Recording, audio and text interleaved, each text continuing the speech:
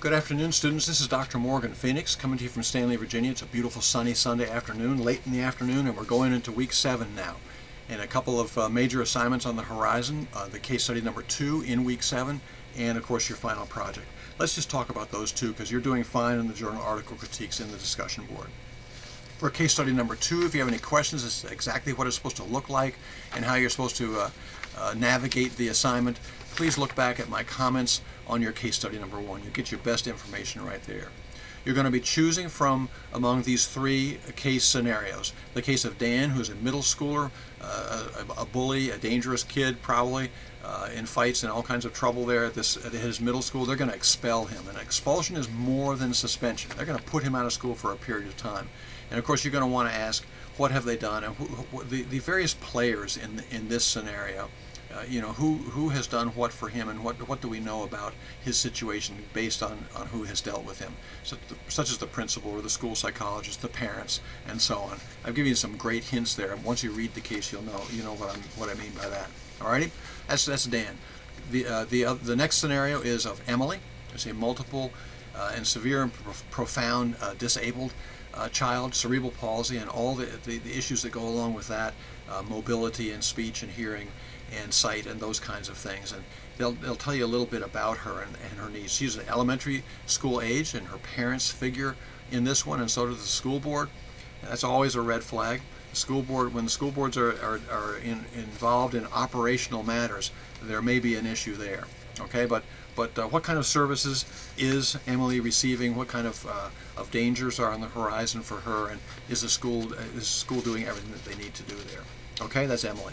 Third case scenario is Robert, an Aboriginal student in his school. He's probably the only student of his culture in his classroom, but there are other students in other classes, and teachers are trying some various things about cultural sensitivity. And the school board is also involved in this case. So he discusses his issues with his mom quite well, and the mom comes in and they talk with the people in the school. In all 3 of these cases, do ask yourself, how does the school administration how is the school administration portrayed in each one of the cases? What has the leadership done in each of these cases? I think that also is one more red flag and hint for you all that are watching this video.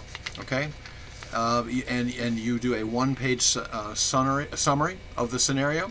First of all, right, you just restate what you've read about, and I would always begin with some form of a thesis that expresses your attitude about the case. Then you do your SWOT in about a page, maybe a page and a half. You're going to have a little more trouble with the SWOT this time because there's so much missing here. But even so, that will lead you to some, particularly to weaknesses and opportunities in all of these cases. 1 page there, and please use an outline format, please, or the graphic format if you want, but the outline format, not a text, not an essay. Please don't do it. Likewise for the case recommendations, use some action words to describe what you're going to do. The text weakens for this. And sure enough, 1 or 2 students did use sort of an essay format for their case recommendations, and came up with only 1 or 2 recommendations, and there are many in these cases. Alrighty, let's go on to the final project, which I'm sure you're all working on and worrying about. Make sure that you have all 8 headings. We've been over this already once. All 8 headings, and the program description will certainly be the most important one, where that's where a lot of your strategies will be listed there. If you're going to do a PowerPoint for your final project, once again, minimal text on the screen. Please do not just put an essay on PowerPoint slides. There's nothing worse than that, really, for professionals and for professional meetings, right? And the details go in your speaker's notes, and the text weakens things here totally. It makes you the expert in the room. If you were the person talking the really critical details, strategic details, while you have grabbed the audience with the graphic representations on the screen.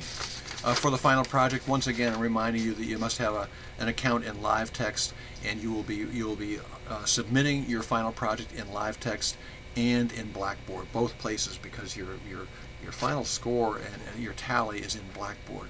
Live text is where I will put your comments, your evaluative comments, and that is in your professional portfolio. that's it for today. I hope you're doing well. Hope you're enjoying the class where it's winding down. And I hope you're going to use that week 8 option with regard to revisions of a journal article critique. And I've opened that up for everybody again. I think it's going to be pressurized week 8, and you're going to have to get things in on time because they've also cut back on the amount of time that we have to enter your grade. So good luck with that. I hope things are going well. Got a small one here.